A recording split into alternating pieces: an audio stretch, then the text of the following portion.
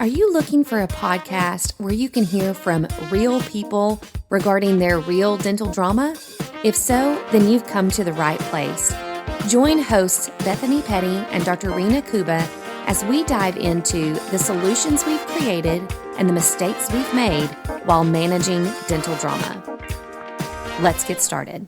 Okay, so today I want to dive into a subject that I feel like I'm preaching a lot about, but it's been something that you've been, I think, ahead of the game on in a lot of ways. And we've mentioned mental health in a lot of our different podcasts. And in one of them, we just kind of briefly mentioned that one of the extra things that you do for your team is that you have this counselor or coach that's available that you pitch in a good portion of the counseling fee or the coaching fee for, and the employee has a small investment that they make. And you've had that for years. That's why I say you kind of have been out ahead of it. But I specifically have been speaking about it a lot lately because I am seeing the toll of the last couple of years on people's mental health. I think I've mentioned it to you before, but depression is up, anxiety is up, and not just up by a couple percentage points. It's, 8% of the population as opposed to 32% now. I mean, it's a massive increase that people have gone through these emotional changes on. And so I'm seeing the evidence of that. When I'm in offices, I can see, people that used to be this solid, bright ray of hope that I can just tell like the sparkle has dwindled and they're struggling. People reaching out to me and just saying, I hate life right now. I hate my job. And they're wanting to get some kind of solution from me. Like, can you help in the practice with this? But I feel like I'm having so many more of those conversations now.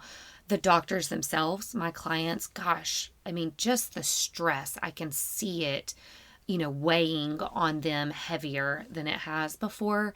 And so I've been thinking a lot more about mental health and how, as dental practice owners, what you guys can really do to kind of support your team through all that they're going through. So I wanted you to spend some time on how you decided, why you decided to bring in the counselor, the therapist into your fold, and how all of that took place. So so first I'll start with what are my goals, right? And so my goals have always been, not have always, I should take that back. But I think most of us, our goal is to help us take care of our patients. Right. Like, that is what motivated us to get through the hell of dental school and the hell of what the world is giving us right now, because we wanted to try to help people with our art and craft and help people. So that's one goal. And then I think for me, as time went by, and I think you were the one who really kind of lit that bulb up that, I was kind of not really thinking about. But one of the things that I think about that really motivates me is really taking care of my team. Mm. And I think for me, not that this isn't true for anybody else. I certainly don't mean this to be offensive in any form or fashion. I'm just talking about me specifically, like to see the child of immigrant parents, and I am foreign looking and I am female and all of that. So for me to get to a position of where I've kind of, quote, been successful, and I've made it because I own a business and these people work for me. Mm-hmm. And so to me, like, to be able to employ other women who I don't feel like, the bulk of people in a dental office, again, certainly not trying to be offensive, it's not universal, but a good number of people in the dental office are people that something in life happened to, mm-hmm. like it may have been somebody who was leaning towards college, but then this happened or that happened. There's just, the dental office is typically not full of college educated people. Career driven, like this right. was where I intended to be all along. Right. And so, I think I've met one dental assistant in my entire life that was like, no, I've always wanted to be a dental assistant. I'm mm-hmm. like, what?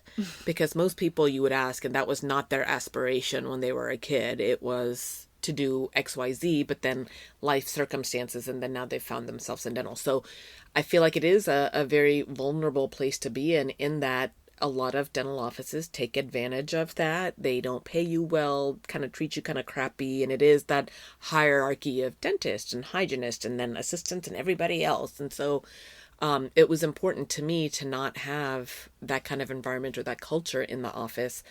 And it's really important to me to go, wait a minute, if I take care of my team really takes care of everything else. So when I had that shift in my thinking, that was another one of my mentors, Dr. Johnson, who kind of told me that and said, I pay well and I make a good environment.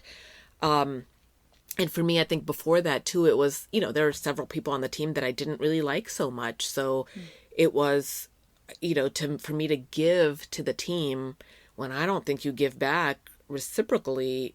So it was kind of this process of weeding those people out, making sure I had the people on my team that I was more than happy to give to and to, do a bonus with. That's me sharing my profits with you and all of that. So, there was a lot of things in the mix. Anyway, so in that, the point was, I got off track here. The point was the goal, my secondary goal was to empower these other women who,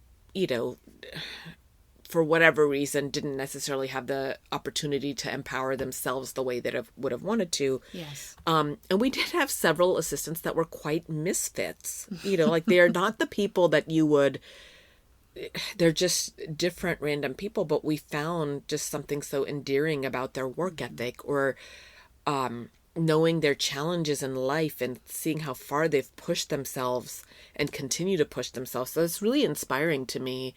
And I liked surrounding myself with somebody who I'm like, I can bet you your SAT score was probably like nonsense. Yeah.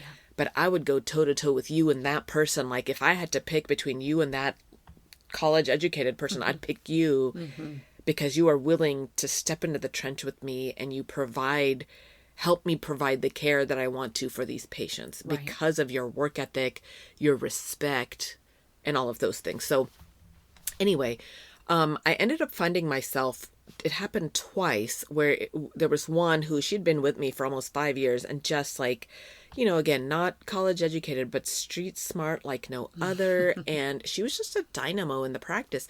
And then wham, life hit her where she had, a husband cheating on her. And then this happened and then that happened. And she just kind of spiraled out. And it was really devastating to watch because I had seen how she came in kind of scraggly and raggedy, and we had built her up to where she was making this and doing this, and she was so proud of herself. We were proud of her. Like it was really a really neat thing to watch happen, and then to watch it just crumble. And that left me with going, could I have done anything different here? Could I have supported her in some other way and whatever? So anyway, I didn't have an answer at that point, and that was that. Well, then here came another one. And then kind of a third one. And it was really just kind of, again, these women that have been through a lot. They did not have stable family lives. They did not have good role models. And for you to have made it just on your work ethic alone, like, is just, again, really admirable to me. Again, parents of immigrant kids, like, we've seen our families that came with nothing and made it by sheer grit. And so I really, again, take that.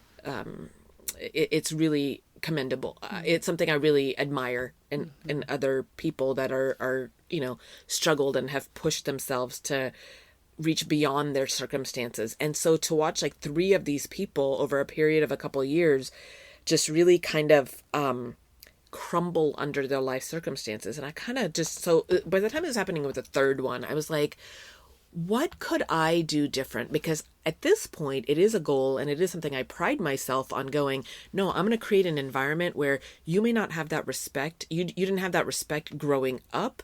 You don't have it right now in your home life, but damned if you're not going to walk in these doors and you're going to be the queen bee here because we've given you the opportunity to say, hey, what can you learn? What can you do? And you are a star in this office. You are important. We do see you. You do bring value. And to watch these women have a lot of confidence in the office and in each other and have a support system in my office that you don't have outside these walls. So that was really something driving me to continue to create that, because I realized I had the opportunity and avenue to do that. I think early on in my office career, I didn't see that. And I think you were the one who pointed out and went, look what you can provide for these women too. So you're helping your patients, but you're also helping these women. So anyway, I kind of went, okay, well, what could I have done different? Like, what could have helped this person because knowing too, me as the owner, like there were, I made the mistake of like really kind of getting in there but I'm like, but I'm not a counselor. I don't know. And like, that's not the world I was raised in. I did have a supportive family, and I did have the opportunity for a college education, and I did have somebody. So it's like, I couldn't really put myself in their shoes. Yeah. So how can I help you when I don't even understand the challenges you have? And so that to me was like, I wish I could provide some coaching or counseling for you. Right. And I think at the same time, I was having my own struggles with XYZ. And so a friend said, well, hey, I see this counselor. And I was like, okay. And I remember thinking and going, God damn, it is so hard to find help. Like, where do you go? So I think for me at that point, I identified kind of three. I was like, well, here's the triple whammy in trying to take care of your mental health. One, who do you go to and where? Like, nobody talks about it. So it's like, do I get on like, I don't Facebook, but do I get on the neighborhood app and go, hey guys, I'm having some emotional issues. Who can provide a counselor? Like, how do you go about trying to find the help and the person who is a good counselor? So I wish I were saying like it's less stigmatized. And I don't think that that's necessarily true. I mean, maybe now it is slightly less, but it's still a stigma. Exactly. So how do I, where do I go? Yeah. Who do I find? Who do I ask? Do I Google mental health? And like, I just don't know. I don't know where to go. Luckily, I had a friend that was a very close friend that I could have these conversations with. And she kind of guided me. Great. Well, then now I'm calling the counselor, and she doesn't work on the evenings and she doesn't work on the weekends. So when do I go to this counselor? And then the third punch in the face, I mean, they all charge like about $150 an hour, $125, $175, like somewhere in that range. And I went, this is really absurd at how difficult this is. And if me, who I have my own practice so I can quote set my own hours, and in theory I've got the financial resources, and now I know who to go to, but was really difficult to get me there. Well, of course, the average person isn't ever going to get there. And I don't think that that's fair. And it's to say it's unfortunate is like such an understatement. So I guess to me, then I was like, okay, enough. I really do think for these three women, if they had somebody to counsel and coach them, because I can't be that person, one, because I don't want to get too close to the employees at that level, because then that opened a whole nother anxiety subset for me, because now if somebody needs money and I'm like, oh, am I supposed to loan them money? And like, it was just getting to that slippery slope of like, how involved do I need to be? Yeah. And then even if I was involved, I can't relate. So clearly I'm not the person to do it, but could I provide support? So that was the first spark, I guess, in my mind. And I was like, well, okay, so how do I find said person? And so I asked my own physician, who I adore, and I can't remember. I may have had my office manager Google some stuff or whatever. I don't really remember. So to find the who. So that was the one of the three. The second is this person willing and able? So once we found the person, and so she's a private therapist, I guess. And I said, this is what I'm looking for. Can you help with this? And, can you be available, like, say, after work, if we get done, say, on Friday at 3, could you be here from 3 to 5 or 3 to 6? So if people wanted to sign up for sessions with you. And she said, yes, she can make that happen. Great. There in your office. There in my office. So that hit 2 of the barriers. The third, of course, is the cost. And I just kind of, in my own mind, meant, well, if that's a commitment on my part to help subsidize this, it's an investment in my team member who potentially could get the help they need and maybe not leave. Exactly. Because when they left, that means I get to start over. And again, the likelihood of the pool that I'm picking from is probably a similar person who did not wake up going, ooh, I'm not going to go to college. I want to be a dental assistant or whatever, right? It was probably somebody who comes from some circumstance that has led them ass backwards into the field of dentistry, right? So I think for me, that was the other thing to go, well, no, it really does behoove me to try to retain the employee. And yeah, it's expensive, but I think it's worth a worthwhile cost, investment. Yeah. So, and then I didn't want to just do it for free because I was like, no, I want them to have some skin in the game. So I don't know how we came to the numbers. We just went back and forth. And I think I finally just came to what's a reasonable amount, knowing what these ladies get paid.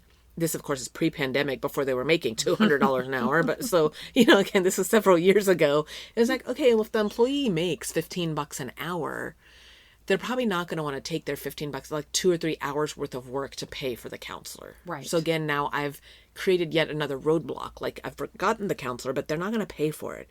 So is a number that would feel okay for this employee to pay for, to access, that they would still appreciate it, but I'm still paying the bulk of it. So I think we ended up doing like $15 for every 30-minute session, which means then, like, most of them are going to do an hour session. So they're paying $30 for the hour. Well, that's 2 hours they worked for 1 hour counseling session. So that's a big commitment on their part. But if they're paying, what did I just say, $30, well, I'm still paying $120. 20, exactly. So I just kind of went, ouch. But you know what? That is worth it to me.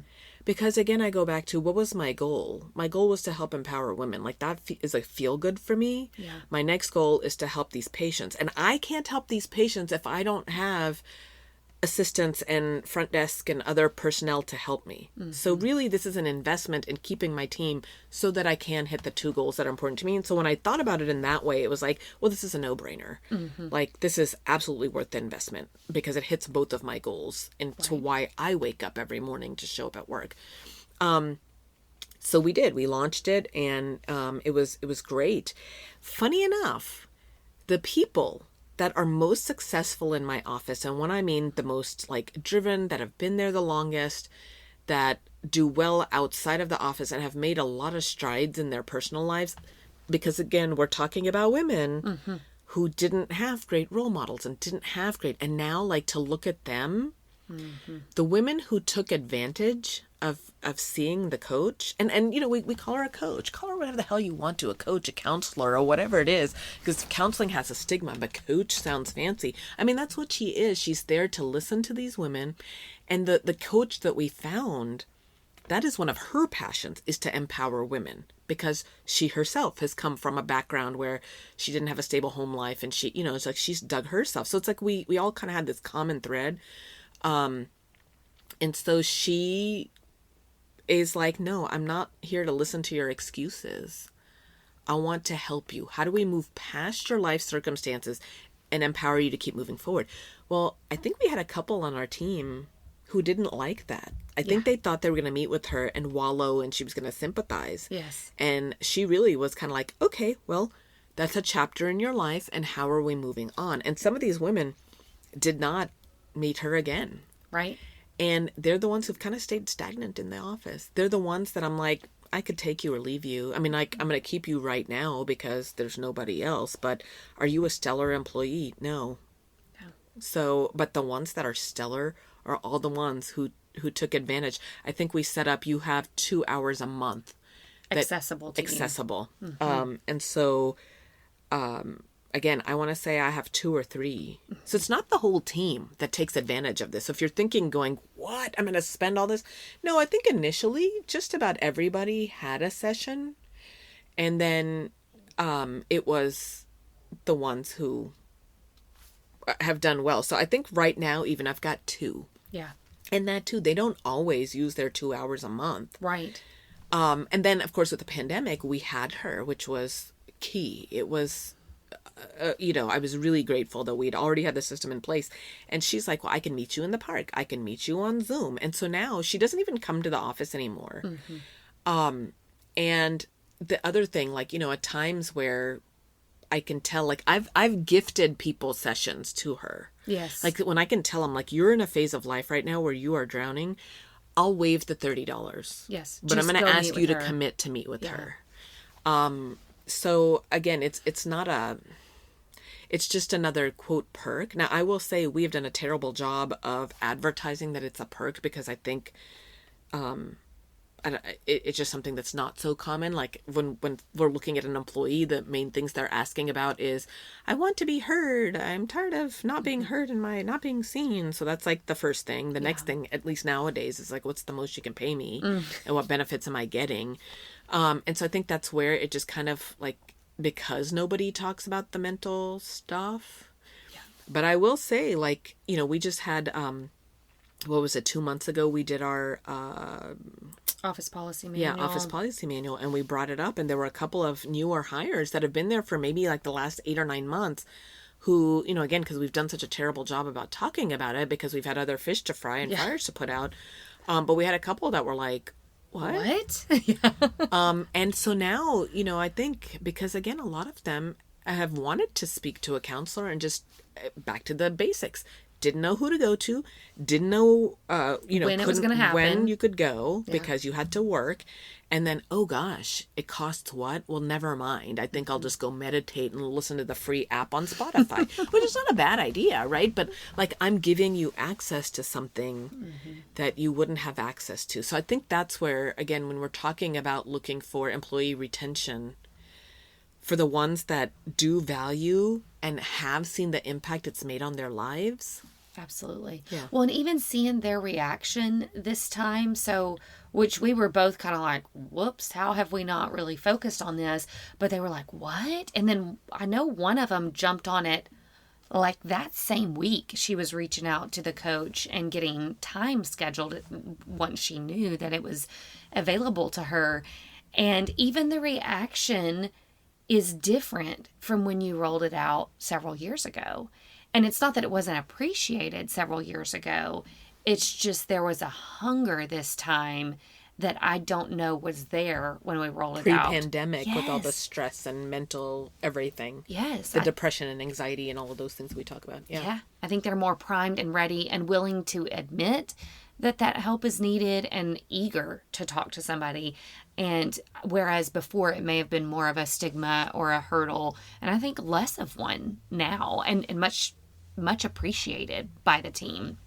So it's one of my favorite perks that you have. I've always loved it, but I find myself mentioning it so much more now to practice owners because there is just this intangible thing that they can't quite put their finger on is going on with this person. Or, man, this person has just changed and I can't figure out why. I know that she's not doing well, but I don't know what to do to help.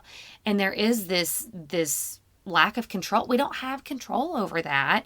And we can't engage to the point where we're becoming their counselor because those are, unhealthy lines that we really don't want to cross.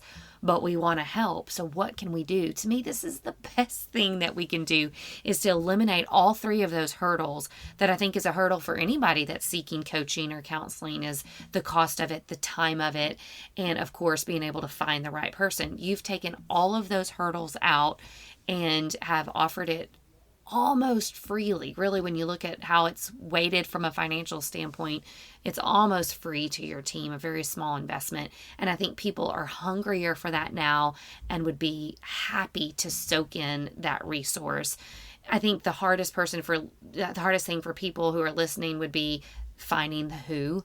And again, talk to your physicians, talk to your family, friends, be willing to kind of approach that uncomfortable conversation of, hey, I'm looking for, a mental health specialist for my team.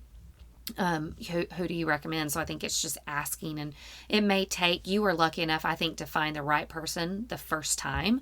And it may take a couple of different people if the reception is not good, because we don't necessarily want somebody that's just allowing the employees to wallow and to stay where they're at. We want somebody who's willing to kind of challenge and push them and bring them out of the chapter that they're wallowing in and move them on to the next chapter. So that may even take some interviewing on the practice owner's part to go tell me about your counseling or which is coaching philosophy. Yeah. And now that you mention it, because I'd kind of forgotten this part, but I was reaching out to my physician and whatnot, and then we had a team member at the time who I kind of said, hey, I'm putting this on you, like research this and whatever.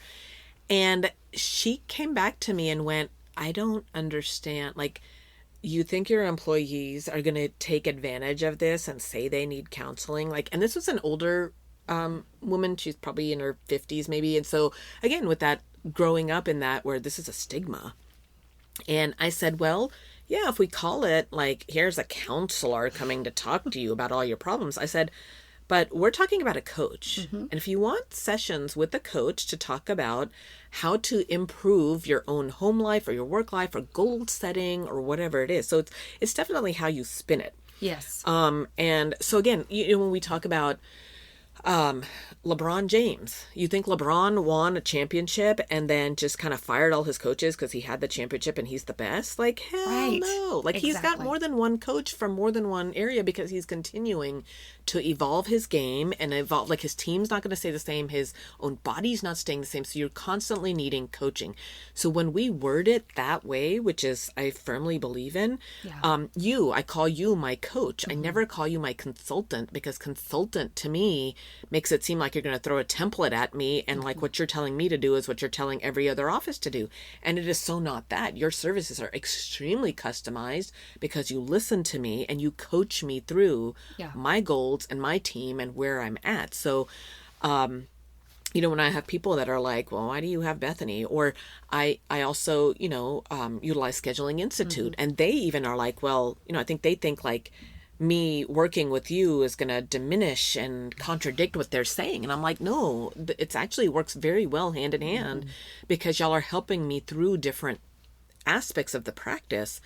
And so do I meet with our office therapist? I don't very often, but the reason is because I have you. Because you're my therapist, right? Like, you don't call yourself that, but that's what you are, because the majority of my office issues, if we can talk through those, that's how I resolve that. So even for me, like colleagues that don't utilize a you, I just think, what are you doing, man? But then having this coach coming in now, so the woman who said this to me kind of just looked at me and was like, okay. And I could just tell she was so close-minded about the idea, but I was like, and funny enough, she didn't make it on the team very long, right? Like, she was gone in 3 months. But I think so to dispel. Now there were two that did meet with her, loved her, but chose to let their life circumstances still overrule. Yeah. So it's not like they're going to come and change everybody or make the difference. It's not the fix all, be all, end all. But to me, I guess if nothing else, in my mind, I'm like, well, I tried. I did everything I could to help you out of that situation and give you any resource that I had available to me. And you're still on your own to figure out and do what you're going to do with it, what you will. Right. But it was a moment for me to go, well, I tried. And same now, even now when the people in the office that like are struggling through something and I'm like, okay, well, what have you done? Like, I've provided the training. And I'm paying you well. And I've provided this video for you to watch. And I paid for you to go to that CE course. And you still can't figure this out. So what are you doing? Right. Have you reached out to Bethany? Have you reached out to the office manager? Or have you reached out to the lead assistant who could coach you through this? Oh, you've done nothing. Right. You've done nothing. Okay. Just wanted to be sure of that. Or have you met with the coach? Because the coach, like, you can't seem to get here on time. So have you met with the coach to talk to you about, like, what else is going on in your life? Like, I don't know, and I can't dive into your life. Right. But this coach can, and she can help you kind of figure out where you could weed and plan and strategize. Oh, you haven't met with her. Yeah. Okay. So it helps us all to kind of, without me going, right? Like, it just helps me go, okay, so these are the resources I provided. Now it's up to you to take the step. Right. And then if they weed themselves out, they'll weed themselves out. And honestly, like, yes, I will say, even in this market where we can't find anybody, I really don't want a dead weight on my team. Like, we're already struggling with enough things. I don't need a dead weight. Like, off you go, and I will figure out how to pivot around that seat not being filled. Right. Like, I am very creative and strategic, and I will go talk to the coach about what I can do now that the dead weight's off. But every time we've gotten rid of dead weight, it's always been a really good thing for the team. Yeah. And it's just, it's another tool to point them in a direction. So it's almost like, how many individual meetings is it going to take to talk about the same issue? And to your point, we're not getting down to the root of the issue of why you're always late. And you shouldn't be diving into that level of detail with an employee, but you've got a resource. Go. I'm paying for most of it. Go and talk to her. And I think that is such a valuable thing, not only from a management standpoint, a tool that you have, but also just to know that you've done everything in your power to provide a safe, emotionally healthy environment for your team that includes a personal coach that they can access. That's huge. And I will insert here, I don't know, like, I'm not, and we make it very clear, like the coach herself, she says, Kuba and I do not talk. This is private, individual. Like, there have been times where I've been tempted to call her and say, hey, I can see this person acting a fool with this, and this. Can you coach her through this so she doesn't keep doing this at the office? Like, I have been tempted to do that, but I don't. Like, that's, we respect the bounds of privacy. And so I think they know that it's a safe, protected. Yeah. And honestly, like, I think really since the pandemic, I don't think I've really even charged anybody for the time. Like, it's just, I'm like, just go. I'm just glad you're going at this point. Like, that $30 to me, like, that's going to be a lot for you, but it's not going to make or break my bank. Like, if that's one thing I could have done for you, go.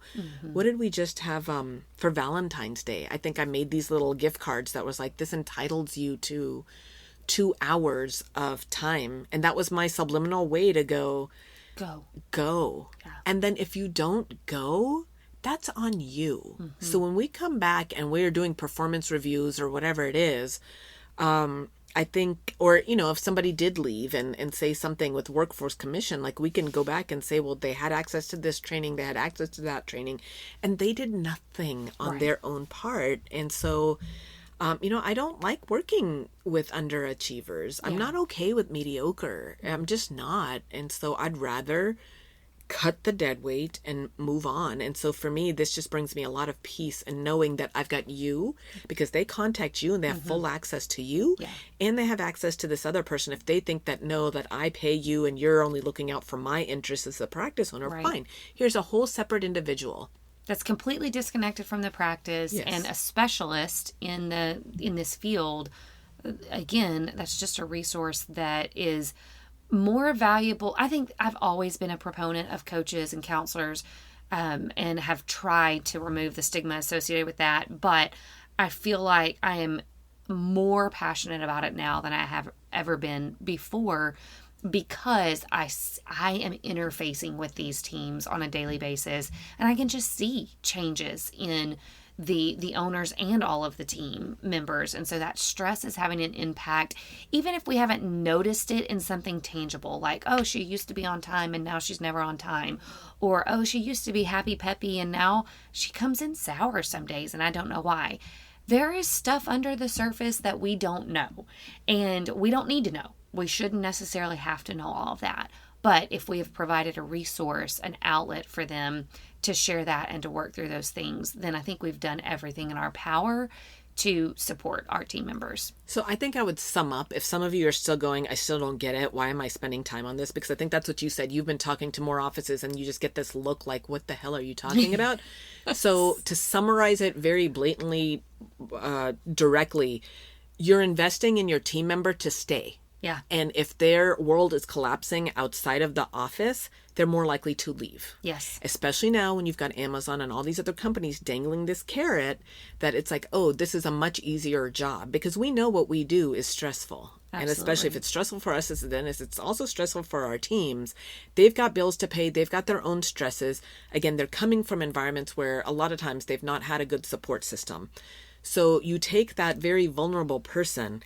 And now in today's society, where if you listen to our last podcast, there are companies that are willing to look at some of these people that pre-pandemic, when there were plenty of workers in the workforce, that they wouldn't have considered a dental person. Now our teams are being poached. And so if this employee that you're relying on has issues that you don't even know about, and you're not trying to address those issues, and we're just keep throwing money at it or not throwing money at it or telling them to, or just ignoring them and hoping that, like, the whole point is you are trying to invest in keeping your team member. And this providing a little mental health coach might be the answer. Is it going to keep all of your employees? No, but it might be the one that helps keep some of the more dynamo ones that all they needed was somebody to help kind of redirect them and help them. And so it is absolutely worth the investment. I agree. But that's why you're doing it. You're bringing a mental health coach to help people who may need the mental health coaching. Yes. They may not have the support system. Yes. And the ability to pay for that for themselves. And most don't. I mean, that's just the fact of the matter. There were very few people on the team pre-pandemic and post-pandemic that can afford to carve out $150 once a month to go see a counselor. That's substantial. For even the people that are making $25 an hour, that's still a substantial. That's substantial for dentists. Yes. That's substantial for us. And once a month, like that's how can you really gain traction on once a month? A lot of these people have a lot more of a pot that's ready to boil over. And so it is absolutely worth the investment if you can think about it that way. You want to close your eyes, stick your head in the sandbox and go, no, I don't know. My team's not going to take advantage. I mean, that's your prerogative. Yeah. You don't know until you try. Yeah. And if nothing else, if you go through all these hoops to get this coach, pulled onto your team, use it for yourself. Use it as your own resource if you don't have a good support system in place. If nothing else, you've gone through all those steps and you might end up being the only person on the team using it. But to me, that is just as valuable. Well, and now this younger generation of, like, again, you talked to this woman who kind of was like, what? Nobody's going to go to a counselor, the stigma. I mean, that's kind of more my generation, but this younger generation is far more open when you've got Michael Phelps and Naomi Osaka and all these other, like, athletes and visible people talking about mental health and the importance of it. This younger generation, it's not as stigmatized, I don't think. I mean, it's probably still is, but it's less. And not to the same level. Right, not to the same level. And so to be the employer, because you know what? Amazon probably has that in their wellness, and so does. And so if you want to be competitive, this is yet another facet to make you a little bit more competitive. Yeah. I agree completely. It's worth looking into. Again, start somewhere. Don't sit on this and think about it. Start somewhere. Start the research. See if there's somebody good in your area. And at least start walking down this path. I think that's the best advice we could give people today. Thanks for joining the conversation today. We hope that you are comforted in knowing that you are not alone. But we also hope that you're walking away with some really great tips and tricks to try in your practice. We value your feedback, so please take a few moments to rate and review the podcast. Finally, we want to make sure that we're covering the topics that matter to you. So track us down on Facebook, Instagram, and Twitter, and let us know what topics you want us to cover. As always, please know that we are rooting for you today as you manage your dental drama.